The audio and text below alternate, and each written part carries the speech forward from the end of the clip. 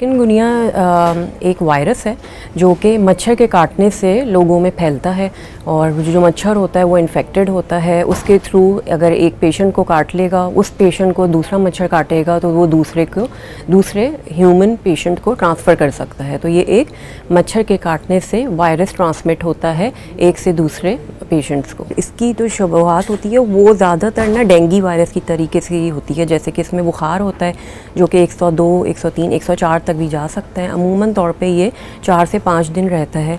उस दौरान उल्टी या मतली हो सकती है, कोई रैश उभर के नुमायाँ हो सकता है बॉडी में। और जो सबसे मुख्तलिफ़ चीज़ इसकी और डेंगू से आप कंपेयर कर सकते हैं कि इसमें जोड़ों में तकलीफ़ बहुत होती है और मसल में पेन होगा जो कि डेंगू में भी देखा जाता है।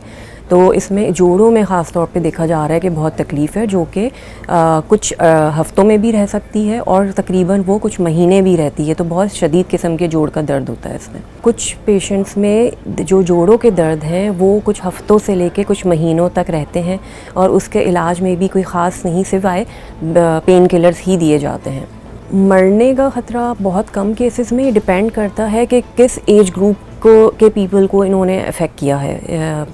ये वायरस जो है एक्सट्रीम ऑफ एज ग्रुप्स होते हैं, जैसे कि बहुत एल्डरली पॉपुलेशन जिनमें कोई अदर कोमॉर्बिड्स हों, जैसे कि डायबिटीज़ के पेशेंट हों, ब्लड प्रेशर के हों या फिर हार्ट के पेशेंट्स हों। तो उनमें जो एल्डरली हों उनमें, या फिर न्यूबॉर्न्स में। तो न्यूबॉर्न्स में क्योंकि इम्यूनिटी उनकी इतनी अच्छी नहीं होती है तो ये सीवियर इलनेस कॉज करता है। अदरवाइज़ ये वायरस इतना ख़तरनाक नहीं है जैसे कि डेंगू है। डेंगू के बहुत सीवियर केसेस होते हैं और उसमें जो है ना डेथ के चांसेस हाई होते हैं। तो ये इतना शदीद नौइयत का वायरस नहीं है अगर हम इसको कंपेयर करें डेंगू वायरस से, क्योंकि ये एक वायरस है और मच्छर के काटने से होता है। तो हमें मच्छर की जो तादाद है या बढ़ती हुई तादाद है उसको कंट्रोल करना है। तो हमने किसी तरीके से मच्छर के काटने से बचना है और उसकी मुख्तलिफ़ तदबीर की जा सकती हैं। सबसे पहले तो इम्पॉर्टेंट बात यह है कि गवर्नमेंट काफ़ी काम कर रही है इस पर, जब से हमने केसेस देखे हैं कि चिकनगुनिया के बढ़ रहे हैं, डेंगू के भी हो रहे हैं, मलेरिया के भी। और जब मौसम की तब्दीली की वजह से ये चेंज आया है जिसमें इतने नंबर ऑफ़ केसेस बढ़ चुके हैं। इसके लिए जो एहतियाती तदबीर हैं वो ये हैं कि फ्यूमिगेशन जो है वो अपने इर्द गिर्द के इलाकों में होनी चाहिए, जो कि गवर्नमेंट मुख्तलिफ़ इलाकों में तो कर ही रही है, महकमा सिंध हेल्थ डिपार्टमेंट। और हमें इंडिविजुअली तौर पे ये करना चाहिए कि हम अपने घर की भी फ्यूमिगेशन कराएं। ख़ास तौर पे कहीं पे भी अगर ठहरा हुआ पानी रखा हुआ है किसी बर्तन में, किसी बकेट में, उसको हम फौरी डिस्कार्ड कर दें। दूसरा क्योंकि ये इन्हीं पानी में जो है वो मच्छर की तादाद बढ़ती है और ये जो मच्छर है वो इन पानी में अंडे दे देता है, उससे लार्वा बनते हैं और फिर 1 हफ़्ते के अंदर अंदर ये मच्छर जो है वो लार्वा अडल्ट फॉर्म में ट्रांसफॉर्म हो जाते हैं। तो इसलिए कहीं पे भी पानी को कहीं पे भी ठहरा हुआ नहीं रखना चाहिए। ख़ास तौर पे अगर आपने किसी अपने वॉशरूम में बकेट में रखा हुआ है, एसी कूलर्स के अक्सर जो होते हैं पानी गिर रहा होता है और बकेट में रखा हुआ होता है। तो और दूसरा इवन कभी कभार लोग जो है वो वाटर डिस्पेंसर्स होते हैं उसमें पानी का एक कॉलम होता है, तो उसको वक्त पे जो है अगर ख़ाली करें तो सबसे बेहतर है।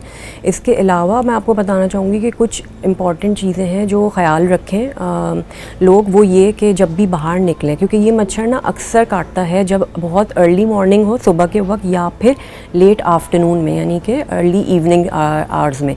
तो उस दौरान अगर घर से बाहर निकल रहे हैं, चाहे वो बच्चे हों चाहे वो बड़े हों, तो वो प्रोटेक्टिव क्लोथिंग्स यानी कि लॉन्ग स्लीव्स पहने, अपने आप को प्रोटेक्ट रखें कवर से। थोड़ा सा थिक मटीरियल, क्योंकि अगर बहुत कम थिन सा मटेरियल पहना हुआ होगा क्लोथिंग का तो वो काट सकता है। और अपने आप को कवर्ड रखें जब इन वक्तों में बाहर निकलें घर से। और इसके साथ मॉस्किटो रेपेलेंट्स लगा के आप बाहर निकलें तो बहुत सारे ऐसे आते हैं जो स्किन पे आप सेफली लगा सकते हैं, जो बच्चों और बड़ों दोनों के लिए सेफ़ हैं। ये वायरस जब ट्रांसमिट करता है और पेशेंट में चिकनगुनिया होता है तो घर में क्या तदबीर लेनी चाहिए या फ़ौरी तौर पे क्या इलाज करना चाहिए हॉस्पिटल या डॉक्टर को दिखाने से पहले। तो आप कम से कम 2 दिन तक आप घर पे इलाज ख़ुद से कर सकते हैं, जिसमें बुखार की दवा, पेन किलर्स, पानी का ज़्यादा इस्तेमाल, डाइट का अच्छा इस्तेमाल रखें।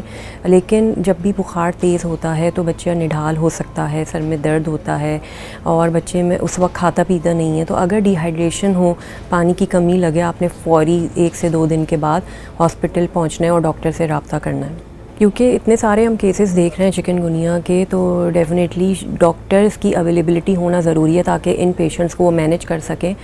हर जगह डॉक्टर की मिकदार लिमिटेड है, ख़ास तौर पे पब्लिक सेक्टर हॉस्पिटल्स में।